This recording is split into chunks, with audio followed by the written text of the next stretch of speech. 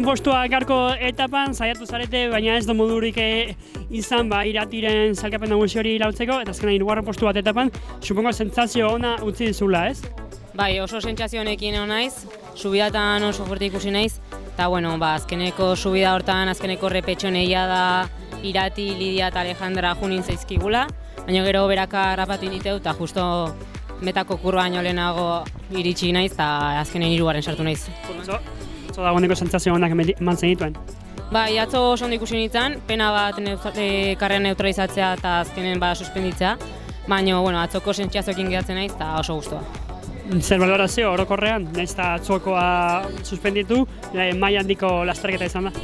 Bai, kronoakin enitzan oso gustoa gatu, benitun oso sentsazioak aurkitu, baina bueno, atzo ja buelta eman nion, eta atzoko sentsazioekin eta gaurkokin orokorren gustoa gatzen naiz. Zorionak. Eskerrik asko.